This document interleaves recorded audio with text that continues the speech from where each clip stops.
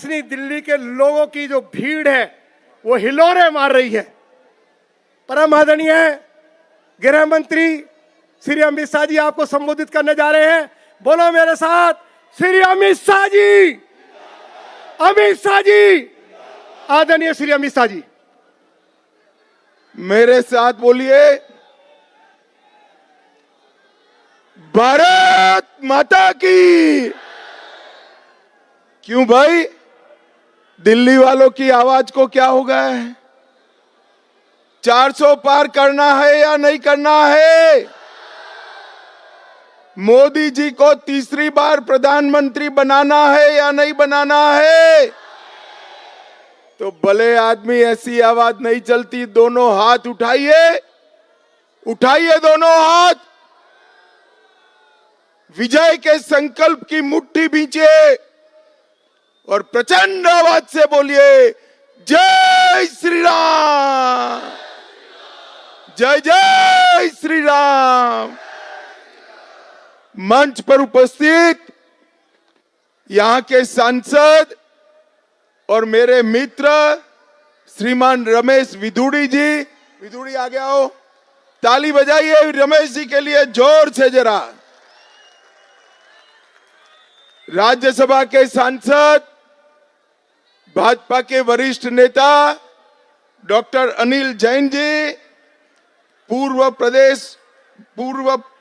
प्रदेश के पूर्व अध्यक्ष श्री सतीश उपाध्याय जी, हमारी लोकसभा के प्रभारी राजीव बब्बर जी, दिल्ली के चुनाव प्रबंधन समिति के अध्यक्ष श्री अजय महावर जी, बहन योगिता सिंह जी, गजेंद्र यादव जी, धर्मेंद्र सोलंकी जी, ब्रह्म सिंह तंवर जी, सत्य प्रकाश राणा जी, आजाद सिंह जी, सत्येंद्र चौधरी जी, और आज जिनको जिताने की अपील करने के लिए मैं आया हूं, हमारे प्रत्याशी, आगे आइए, हमारे प्रत्याशी रामवीर विधुड़ी जी के लिए जोर से ताली बजाओ जरा।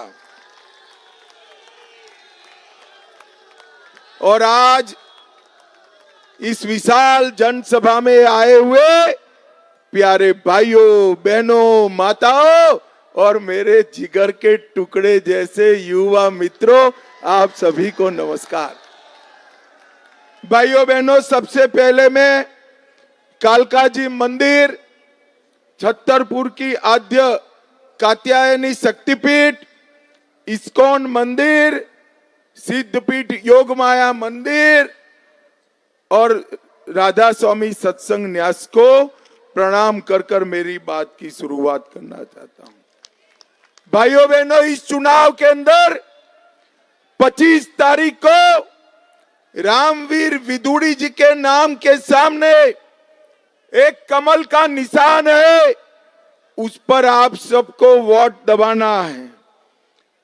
जब कमल के निशान पर वोट दबाएं, बटन दबाए, तब एक बात याद रखना, रामवीर जी को दिया हुआ एक एक वोट नरेंद्र मोदी को तीसरी बार प्रधानमंत्री बनाएगा, तीसरी बार। भाइयों बहनों, नरेंद्र मोदी जी को तीसरी बार प्रधानमंत्री बनाने का मतलब है हमारे देश के अर्थतंत्र को संसार में तीसरे नंबर का अर्थतंत्र बनाना। भाइयों बहनों, आज जब मैं आया हूं तब 5 चरण के चुनाव समाप्त हो चुके हैं। आज 5वें चरण का मतदान था, मगर 4 चरण का तो मेरे पास हिसाब किताब है। 4 चरण में क्या परिणाम आया जानना है क्या? अरे जोर से बोलो, जानना है क्या? 4 चरण में मोदी जी पूर्ण बहुमत 270 सीटें प्राप्त कर चुके हैं। 5वां, 6ठा, 7वां मोदी जी को 400 पार कराएगा। भाइयों बहनों, मैं दिल्ली वालों को आज मन से पूछने आया हूं, मुझे बताओ भाई, ये जो पाक ऑक्यूपाई कश्मीर है, ये हमारा है या नहीं है? जोर से बोलो, है या नहीं है? ये कांग्रेस के नेता, इंडी अलायंस के नेता पूरे देश को डरा रहे हैं कि पाक ऑक्यूपाई कश्मीर की बात मत करिए, पाकिस्तान के पास एटम बम है, एटम बम। अरे राहुल बाबा, हम तो भाजपा की जमात है, डरने वालों में से नहीं है भाई। मैं आज दिल्ली वालों को कहकर जाता हूं, राहुल बाबा डंके की चोट पर मेरी बात सुन लो। पाक ऑक्यूपाई कश्मीर भारत का है, रहेगा और हम उसको वापिस लेकर रहेंगे, ये हमारा वादा है।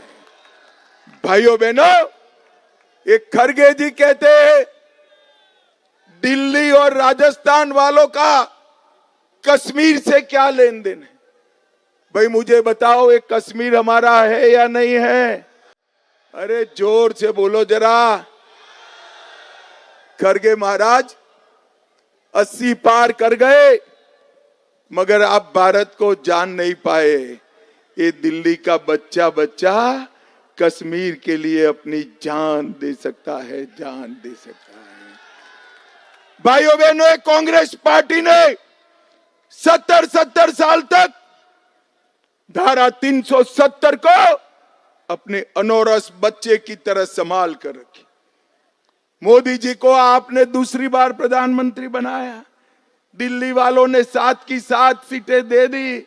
मोदी जी ने 5 अगस्त 2019 को धारा 370 को समाप्त कर दिया, समाप्त। और कश्मीर, लाल चौक, जहां तिरंगा नहीं फहरता था, वहां भारत का तिरंगा फहराने का काम नरेंद्र मोदी जी ने किया। और ये राहुल बाबा पार्लियामेंट में मुझे कहते थे 370 मत हटाओ, खून की नदियां बह जाएगी। अरे राहुल बाबा, 5 साल हो गए, 5 साल, खून की नदियां छोड़ो, कंकड़ चलाने की किसी की हिम्मत नहीं है, कंकड़ चलाने की। भाइयों बहनों, नरेंद्र मोदी जी ने इस देश से आतंकवाद को समाप्त किया है। 10 साल तक सोनिया मनमोहन की सरकार थी, 10 साल तक आए दिन पाकिस्तान से आलिया मालिया जमालिया आते थे, बम धमाके करते थे और भाग जाते थे, कोई कुछ नहीं करता था।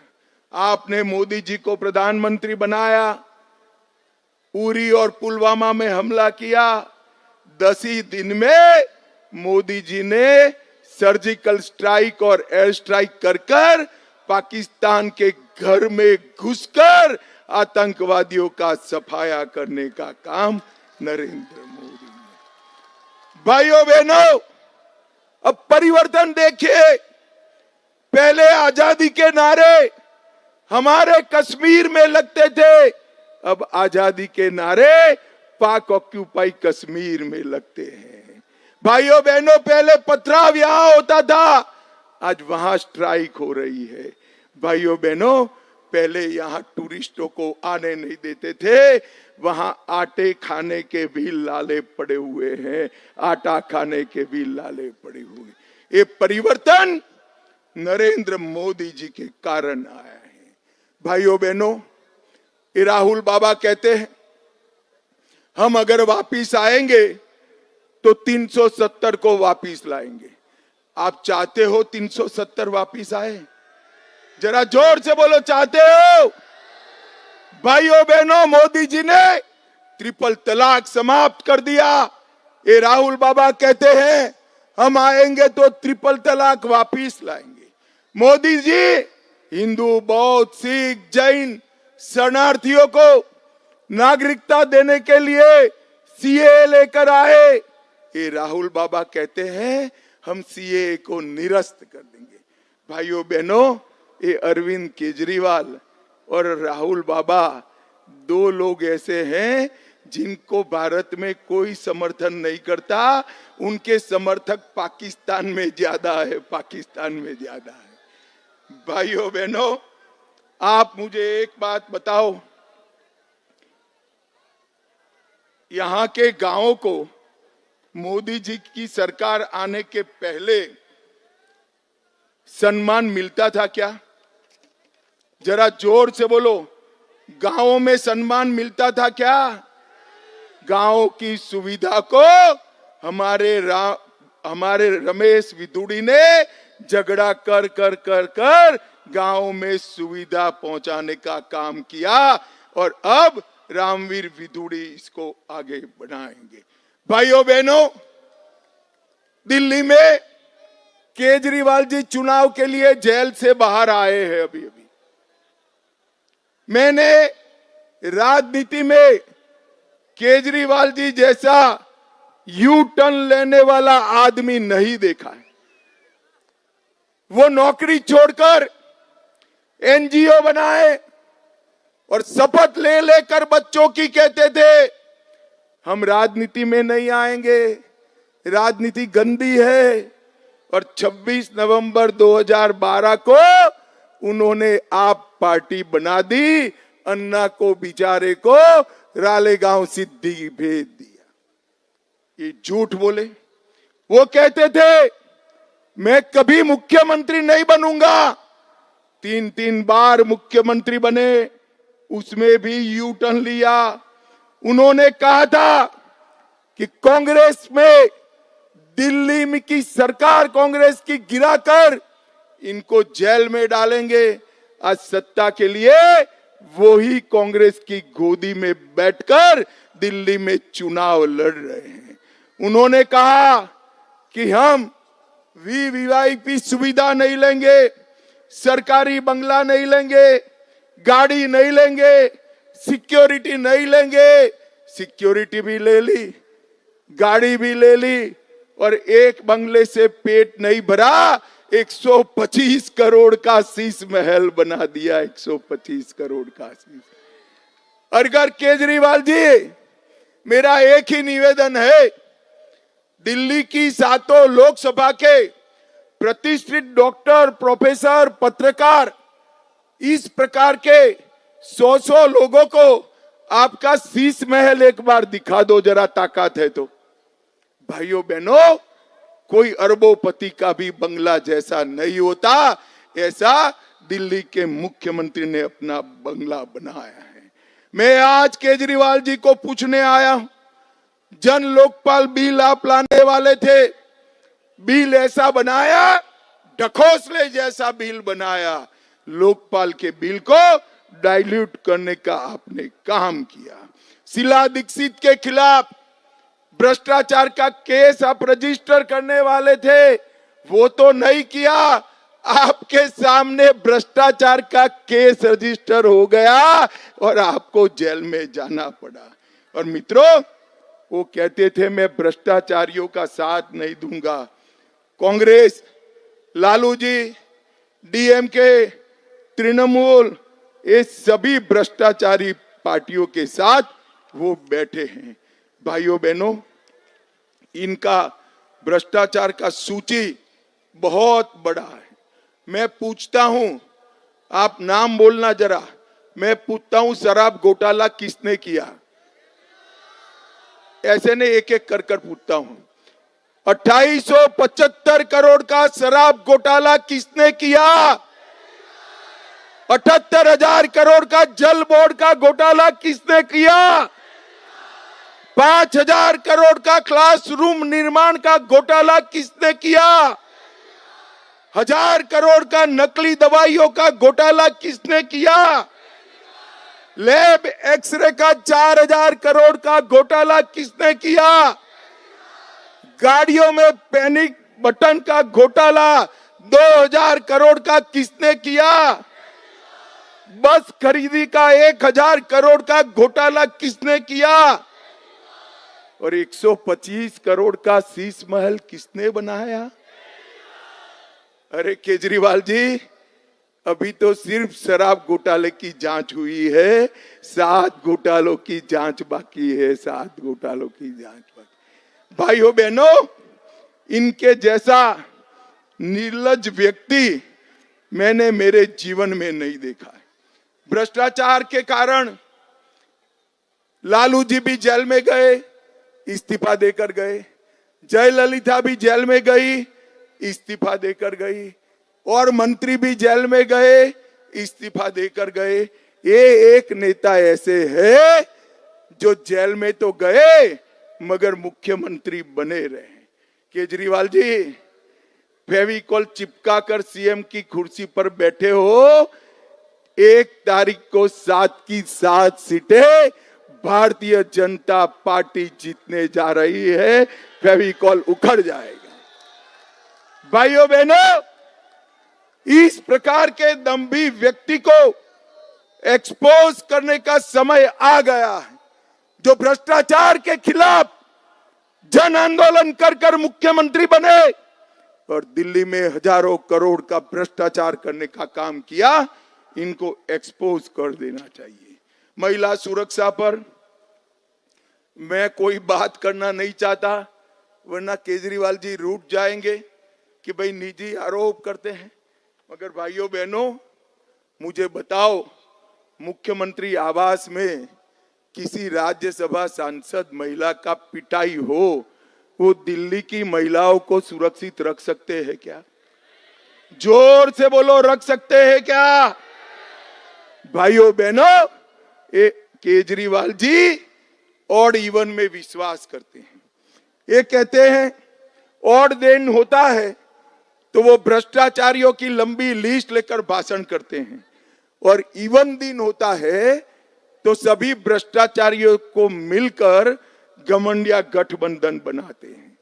ऑड डे पर दिल्ली का मालिक बनते हैं, इवन डे पर देश का मालिक बनने का स्वप्न देखते हैं, और ऑड दिन पर सबका इस्तीफा मांगते हैं, और इवन डे पर अपना इस्तीफा दिए बगैर जेल में चले जाते हैं।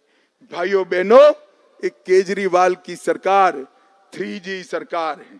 पहला जी है घोटालों का, दूसरा है घूसखोरी का, और तीसरा है घपलेबाजी का। ये केजरीवाल ने कट्टर ईमानदार बताने वाले आज कट्टर बेईमानी के रास्ते पे चल गए हैं। भाइयों बहनों, दक्षिणी दिल्ली में अनधिकृत कॉलोनियों को रेगुलराइज करने का मुद्दा बड़ा था। मैं आज मेरे भाई रमेश विधुड़ी की एक बात बताना चाहता हूं।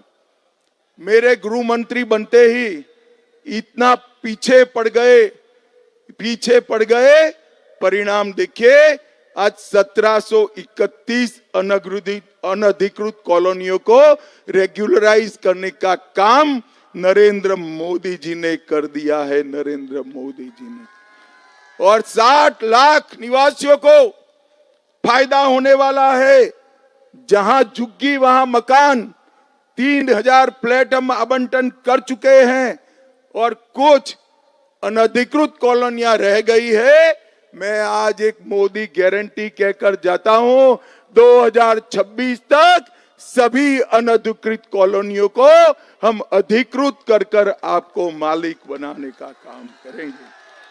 भाइयों बहनों, मुझे बताओ, देश भर में गरीबों को 5 लाख तक का मुफ्त दवाई, इलाज, ऑपरेशन नरेंद्र मोदी जी कराते हैं। दिल्ली में भी कराना चाहिए या नहीं कराना चाहिए? यहां ढेर सारे दिल्ली वासी ऐसे हैं जो बाहर से आए हैं। कोई बिहार से आया है, कोई पूर्वांचल से आया है, कोई यूपी से आया, कोई उत्तराखंड से आया। आयुष्मान भारत योजना दिल्ली के अस्पतालों में दाखिल नहीं है, उसके पास बेचारे को यूपी का कार्ड है, यहां दवाई नहीं होती है। ये केजरीवाल जी मोदी जी की लोकप्रियता के डर से पूरा आयुष्मान भारत योजना रोक कर रखे हैं। इस बार तीसरी बार हैट्रिक लगाकर 7 की 7 दे दो।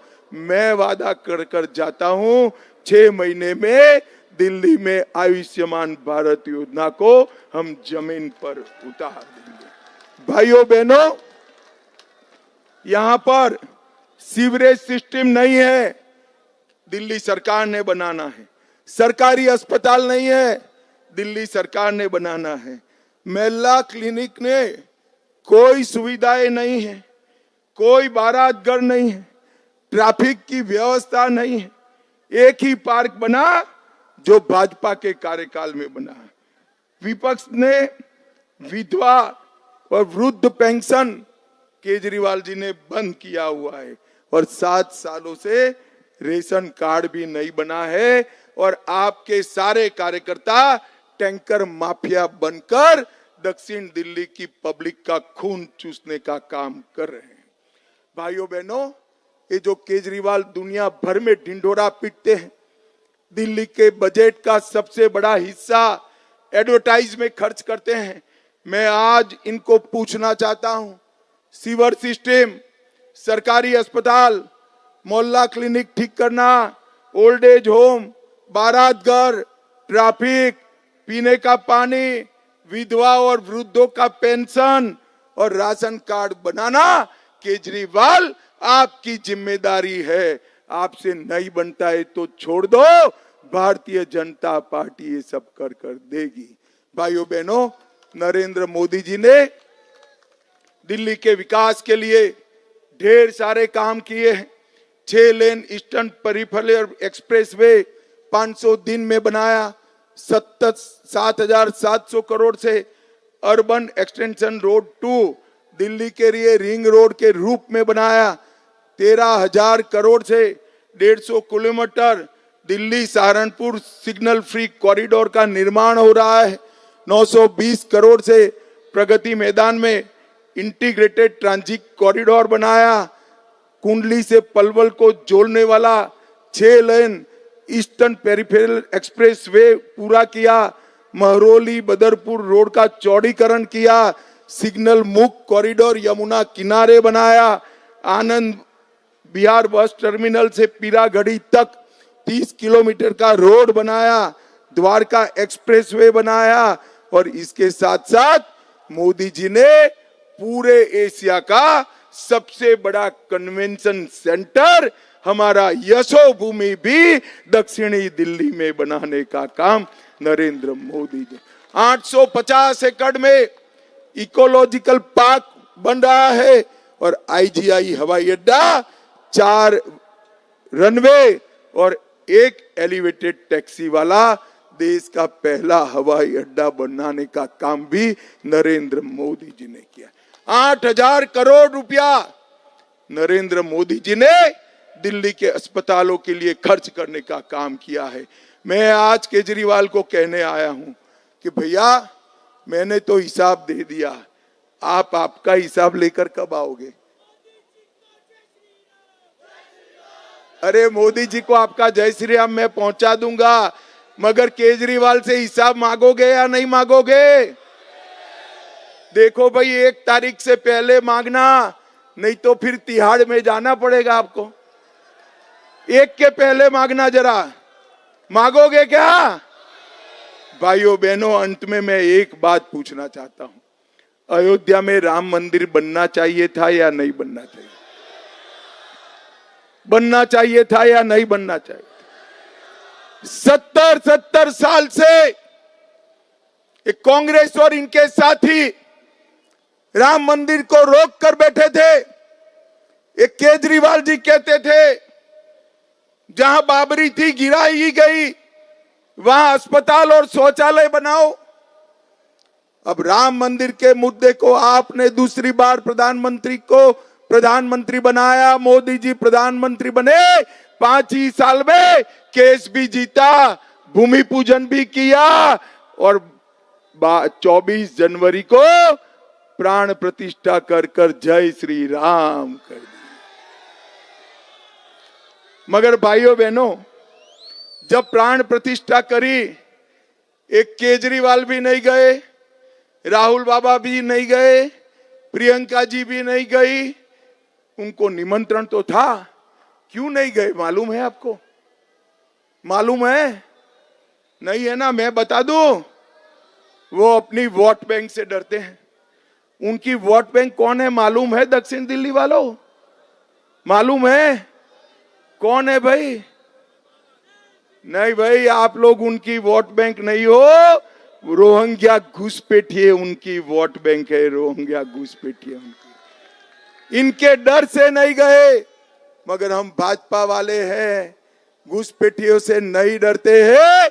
मोदी जी ने राम मंदिर भी बनाया और औरंगजेब ने तोड़ा हुआ काशी विश्वनाथ का मंदिर भी मोदी जी ने बना दिया। भाइयों बहनों, ऐसा होने वाला नहीं है।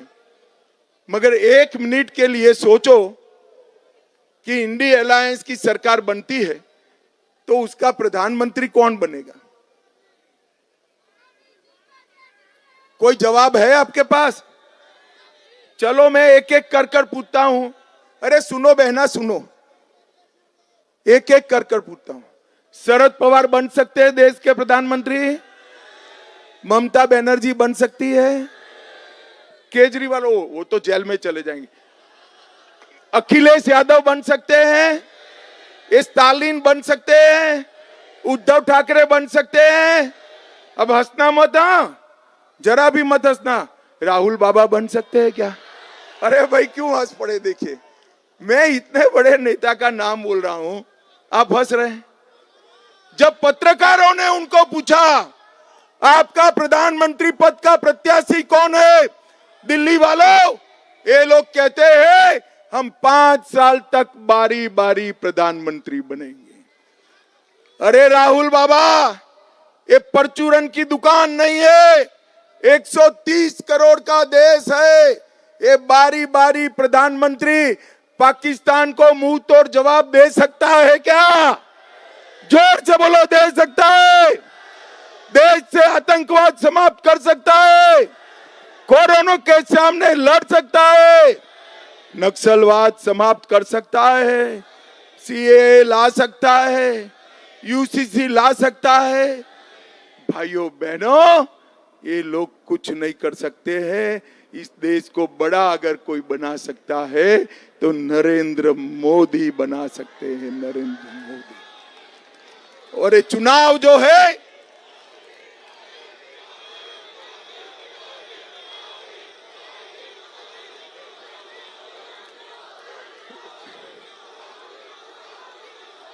भाइयों बहनों, बोलो भारत माता की। ये चुनाव जो है रामवीर विदुड़ी जी को सांसद बनाने का नहीं है। वो तो सांसद बनेंगे ही, मगर उनको सांसद बनाते ही नरेंद्र मोदी प्रधानमंत्री बनने वाले हैं।